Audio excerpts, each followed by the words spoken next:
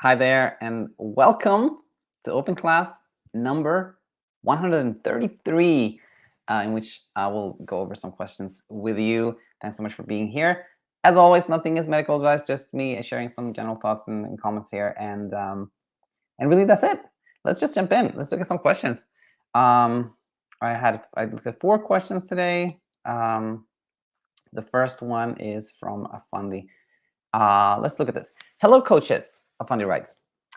I have been dealing with Hypnic jerks for some time. Pretty recently, I've slowly changed my attitude and response towards them, but it's hard. I've gotten a few days of pretty good sleep with not many jerks, and or my response towards them is improved.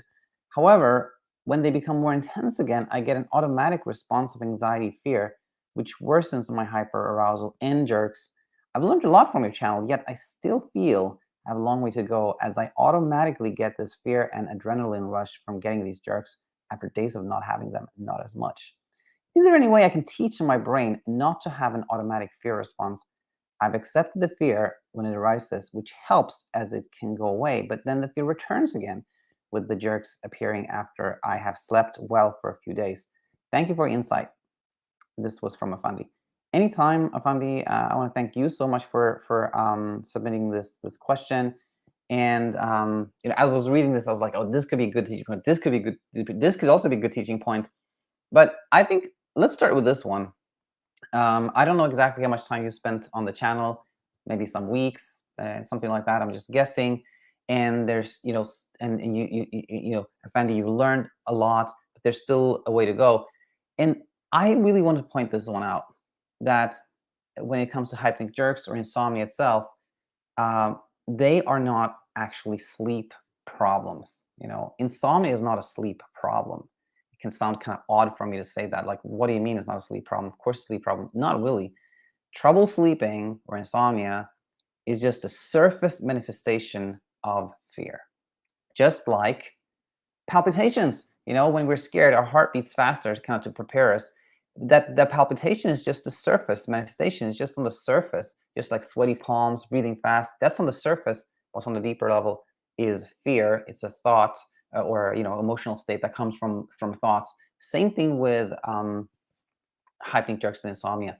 They are just a surface manifestation of fear. My point here is that you know, this doesn't change quickly or immediately. It is a process. And when you start seeing this, that, insomnia is a surface manifestation of fear. So is this, so is that. Then you see that there's, there's a whole, there's kind of a transform, it's a change on a deeper level than just, getting to a place where we don't have hypnic jerks or where you don't have trouble sleeping. It's kind of like, it's a level of kind of inner work, heart work that takes some time. But when you go the path you're on, you can see that you can live a life where you're not bothered by hypnic jerks or trouble sleeping or a whole bunch of other things. But it does take some time. But I just kind of want to be encouraging here and say that there's so much, I think, nice things coming your way when you continue on this path. So that was number one. And number two was this one, that the pattern we see here is very, very typical and common. It's a pattern of, I see that when I don't try to avoid hypnic jerks, when I'm more willing to have them, then they happen less. I understand that. And from that understanding, often there is kind of less attempts at doing something, and then there's less of them. And then it seems like I had some success, I made them go away. But then when they happen again, it's like, wait, what's wrong? I am doing the same thing I did. Why do they happen again? And then of course there's more fear because now it seems like you don't have any control, which the whole point is that we don't. And when we don't try to have control, they don't bother us. But when they happen again, if we look at not having, here's the point: when we look at not having hypnic jerks as a goal, as success, then there is going to be some trouble because they always happen. Everybody has them. So when we look at not having hypnic jerks as success, and then we have them, it looks like, oh my gosh, something is wrong. Why is this happening to me? I've done so much work already. So I think, whenever we look at not having hypnic jerks or sleeping a certain amount as success or a goal, that leads to performance anxiety and more trouble down the line. But when we see that actually success, if anything, is being willing to have them, When we see that the reason you had less hypnic jerks was that you became more willing to have them. And success is being more willing to have some discomfort, have different experiences, then everything just changes. Because then you haven't had hypnic jerks for a while, then you have a hypnic jerk, and then you're like, oh, here it is, and I'm willing to have it. Then there's no fear, there's no performance anxiety, there's nothing, there's just peace. So I think to answer the question of like, how can we get to a place where I kind of teach the brain there's nothing to fear?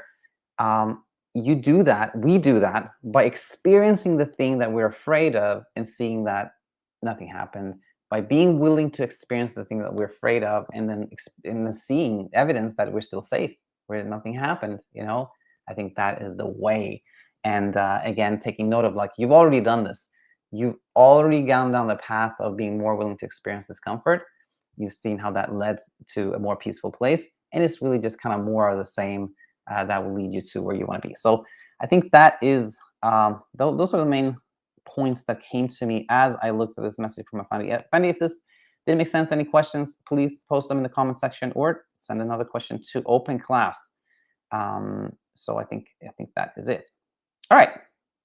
Greg really just said this. Do you offer coaching? I'm struggling with sleeping. Thank you. And Greg, yes, we absolutely do. You can just head over to our website, thesleepcoachschool.com, and check out some options. There's kind of like 3 options. There is BedTyme, which is an app, which is great if you want to proceed in a kind of private way, work one-on-one with a coach, text-based. And then there is the Insomnia Immunity Program, which is fantastic if you want to share your journey, if you don't mind being in Zoom calls where there are other students as well, and the Slack channel where there's kind of like group discussions, perfect. And then we also have a one-on-one Zoom-based, which with the coach Michelle, where you can have a Zoom session one-on-one with the coach as well. So some options there. All right. Hope that helped, Greg. And now let's look at a message from Pat.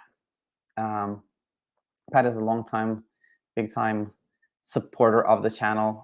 Always nice to get a message from Pat. Let's read this. Hi, Daniel. I recently had a setback/speed bump with insomnia.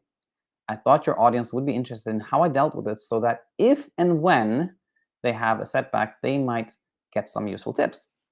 I was and still am going through some stress, and my sleep became disrupted a few times during the week. It was not chronic, but concerning, and I was worried that it would become chronic like before. So now I was more worried about a return of chronic insomnia than the stress I was experiencing. However, I did nothing different, didn't react to it except for anxious thoughts. I rewatched some of your videos, mainly about accepting wakefulness, and they helped a lot. I talked to my brain each night before I went to bed, and when I would awaken in the night, I cannot say enough how much that helped. Slowly, my sleep got better, and I'm back on track, but understand there might be nights going forward when I will have some difficulty. I now know that I am immune to chronic insomnia because I didn't react to those bad nights. What a relief! The anxious thoughts are disruptive to sleep, but they will not bring on a return to chronic insomnia. I'm actually glad this happened because I learned a lot, and I think I put to rest my fear of insomnia returning. So again, a silver lining. There's always something to be learned from adversity. All the best to you. Congrats on all the new subscribers and new coaches. The information on your channel is simply invaluable. That makes me so glad to read, particularly, everything actually, but especially those last words, Pat. Thanks so much. And just some commentary here. It can often seem like when you don't really understand what's happening, insomnia seems really mysterious. It seems like there's something happening just like that. It's like something kind of is attacking or happening to you, and it's strange, mysterious, and the more you try to make it go away, the more trouble you have. But what Pat is saying here is that it isn't like that. There are many, many things in our life that can cause us to have a night or even a stretch of nights where we don't sleep much. But that ongoing struggle, I guess formally known as chronic insomnia, that ongoing struggle only is maintained by one thing, and that is the resistance to said struggle. When Pat didn't go to a place where she was like trying to figure out what was happening, trying to do things to sleep more, soon enough she was sleeping better again. So if you've slept better, you've kind of abandoned the struggle, and then there's some more trouble sleeping, then all you need to know is that resistance is the only thing that can maintain insomnia. The only thing that can make you have ongoing trouble is not wanting to have that trouble. resistance to experiencing discomfort is the only thing that can maintain discomfort. So when you do like Pat did, you take note of what's happening, talk to yourself. A lot of people tell me that that's really helpful. Just talk to yourself, reassure yourself, be kind to yourself. Everything just settles like it was before, and yeah, it's wonderful to hear. I'm so grateful, Pat, for sharing this, and for for the growth of the community. It's amazing. Super happy about everything that's happening. And by the way, I didn't share this. I should have maybe done this earlier, and I'll do it in an early part of another episode so everybody gets to know. But we have three new coaches or student coaches: Chris, Brittany, and Joseph. And I just started working with them yesterday. It's amazing. I know they're going to really make a dent in the sleep world. So yeah, very nice to have them, and to have you, Pat, and everybody else, of course. All right, so let's look at our last message for today. This is from Jake. Hi, Daniel. My name is Jake, and I have OCD, which was calm until the past few months when I obsessively started worrying about sleep, getting to sleep, staying asleep, becoming hypertense and anxious as I lay down because I was afraid of being up all night, as well as the impact the next day on my life. I'm sure this sounds familiar. It's been very difficult and has impacted my life and my relationship, and obviously my sleep and well being. I'm loving some of the content I've seen and think that NATO is a great philosophy to adopt and employ. However, as much as I feel like I want to become unattached, something keeps me hanging on to that illusion of control. This has been the case for other obsessive episodes I've had as well. So I was wondering if you had any techniques to help someone who has a very difficult time letting go, surrendering, accepting uncertainty, etc. Thanks so much. Anytime, Jake. Thank you so much for being here, being part of the community. And we have a live comment here, actually. Let's see. This is Marita. Let's take a look at this real quick. Marita says, "Hey Daniel, nice to see you live. You're the first one that has ever helped me with my Insomnia. Been 4 years now, on and off. So glad, Marita, that the channel, the community, myself have been helpful to you. And thanks so much for sharing this. It means a lot. It means so much, really. All right. So yes, Jake. This again, many things we can talk about here, but let's focus on the actual question from Jake, which is like, is there any technique that you can recommend that can help someone become less attached? And already there, like, we can learn so much from that, because like looking for a technique to make you less attached really is, again, looking for some level of control, but from a place of much understanding, so there's a profound understanding here, which is that the more I try to have control, the more trouble I have, the more I suffer. And the logical next step often becomes, so what, I have to do something to control my desire for control, which is another form of control. See, I mean, it's so tricky. This is so tricky territory, but I think that is true. Like and I guess the teaching point here becomes that when you reach kind of the point where Jake is at, where you have a lot of understanding, then I think what can really help is to make it about yourself in a different way. Okay, I'm kind of smiling here because I kind of know what I want to say, but I'm not entirely sure I can hopefully get this across in a nice way. So you know how we often say, don't make it about yourself. It's not about yourself, which in some circumstances probably is really I hear Jake Bolton say, "I saw Jake in the title and thought it was a question I'd sent until I remember sleep is a problem of the past. Thanks to you." Jake, so glad to hear this. And yeah, we have a question from another Jake now. But yeah, thanks so much for being here, Jake and Jake. The two Jakes. That's a good movie, by the way. Now, yes, I was saying, like, we often hear like, don't make it about yourself, but in a way it's actually helpful to make it about yourself when we make it, this path, this journey, we make that about learning about ourselves, kind of as an observer, we just kind of learning about ourselves and how our mind works. So for example, when you're someone like Jake, you understand that the more I try to have control, the more the more I suffer. And then you see that, wait a minute, I'm looking for a technique to make me have control of my desire for control.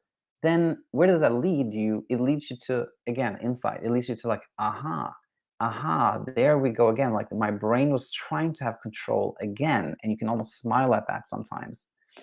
And you can see how that when we make the journey, the path, a journey of like self-exploration, learning about ourselves in a non-judgmental way, then it doesn't take us, it doesn't, that calls for no action.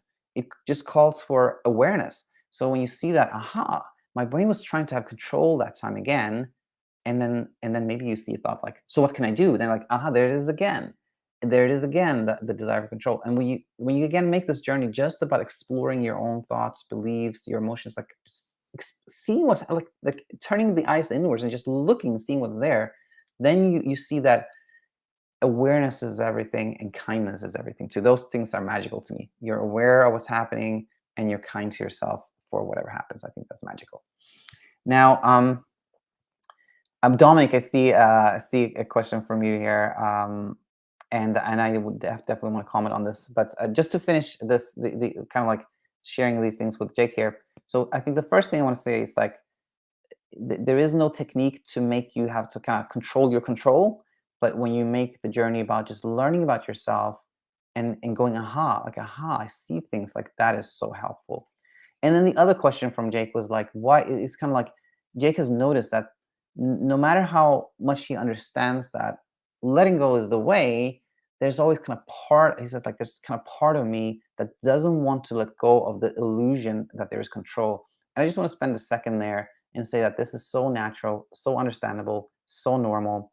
And the way I see this is simply the following, that our brain is a survival machine. It does not want us to be harmed. It loves us. You can put it that way. You can think of it as that. It's kind of a loving survival machine, if you want to, put it in those words.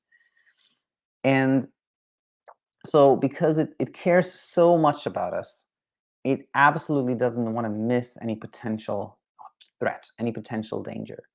So I like to teach this with that analogy of like the boy who cried wolf, that insomnia is like when the villagers heard the boy cry wolf and they rushed up to save him, but there was no wolf. It's a type 1 error. It's a false alarm. There's nothing going on actually in reality. There's just a false alarm again. But that third time when the boy cried wolf and the villagers said, nah, there's nothing going on, leave him, and the boy was actually eaten by that wolf, that's a type 2 error. That's when we heard a kind of a warning signal and we sort of ignored it, and there was actually a real threat. There was actually a real danger. And that type 2 error is what the brain is so afraid of committing. It's so afraid of committing that type 2 error that it doesn't want to let go of the illusion of control. It doesn't want to not hear the warning signal and kind of like not do anything when there actually was a real threat. So seeing this and understanding why the brain is like always wanting to have control, and seeing that this just comes from a place of safety and love and care can be so helpful. Because when we deploy awareness and every time the brain goes like, what if this happened, what if that happened, what if you do this, what if, then you're like, I see what you're doing, brain. You want to keep me safe, and that's good. I'm happy I have a brain that's wanting to keep me safe. And again, there's no call for action, because if we want to try to stop that from happening, then we're kind of on the path of control again. So, Jake, I hope this made sense. Your question came from a place of much understanding, and therefore the answer becomes a little kind of philosophical, but I hope it's practical as well. All right, Dominic says, "Hi Daniel, nice to see you live. Live also. I'm suffering from chronic insomnia the last 7 months. I fall asleep for like 2 to 3 hours per night, then wake up, and I can't return to sleep. So fatigued. Any advice?" Absolutely. Um, it sounds like, Dominic, you're in this situation where maybe there's not so much struggle falling asleep initially, but then you wake up and then you're awake for a long period of time. So I have like a couple of things to say about that, and then a couple of things about the fatigue. So um, when you find yourself awake at night, I think there's kind of like three things that can be really helpful. The first one is simply to resist the urge to check the time or check how much you slept. It's so natural to want to do that, because again, insomnia comes from this place where we feel like we've lost control over something, and knowing how much we slept, knowing how much time we have left to sleep, knowing what, etc. It can seem like that's attractive because then at least we have a little bit of control. Like we're, it can seem like it, but actually we don't. Either way, it doesn't lead to a helpful place. If you see the time and you see that it's very early, you hardly slept at all, that sparks fear often. Like, oh my gosh, I hardly slept, and what am I going to do now? And as you can imagine, the more fearful we are, the less we're going to sleep. So that's not helpful. And on the flip side, if you check what time it is or how much you slept, and you're like, oh my gosh, I slept 6.5 hours and it's almost morning, my alarm would just go off for a second. That feels great. It feels like you accomplished something, but very soon after, it's like, so how do I do that again? How do I repeat that? What if I can't do it again? You see, that's that. Either way, if you monitor your sleep and you slept little, you slept a lot, either way it leads to more performance anxiety. It's only when we see that there is no goal, um, and we start letting go, that's helpful. So anyway, back to the practical first tip there.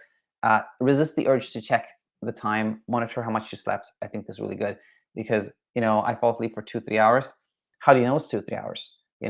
Maybe you check. In that case, I think it's helpful not to check, or maybe you just guess. And if you're just guessing, then how do you know you're right? Just make it fuzzy. That really helps. So resist the urge to check the time. Number two, when you find yourself awake at night, is don't fight reality, which simply means a lot of times we wake up and we're like, oh no, I'm awake again. Why am I awake? Why can't I sleep? What am I going to sleep? Which is like just not accepting the fact that yes, you are awake now, and trying to change that is not helpful. It just leads to more frustration. So just deploy acceptance as kind of like in a very neutral way. Like, yes, I'm awake now. Yes, it is probably raining outside, without any judgment. Yes, I'm awake, accepting reality. That's very helpful. So resist the urge, check the time. Accept reality. And number three I think, is befriend wakefulness, which is basically trying to make being awake more acceptable, or if it's possible, make it even an asset. Like, okay, oh great, I'm awake. I have this book prepared. Okay, I have this podcast that I want to listen to. I have this really interesting thing that I'm going to do, a really fun thing I want to do.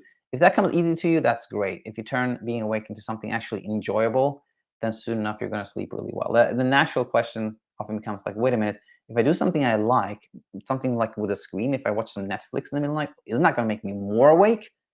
Well, if you have that reaction, that just teaches you that you're afraid of being awake, and that's, that even gives you more reason to go the opposite direction and teach the brain that it's acceptable to be awake. So resist the urge, check the time, accept reality, and try to turn being awake into something neutral or even enjoyable, and you'll see that you'll sleep much easier. Sleep will happen much easier. Now, the second part of this was I'm so fatigued. Any advice? I think definitely. Uh, I think exploring fatigue is so helpful here.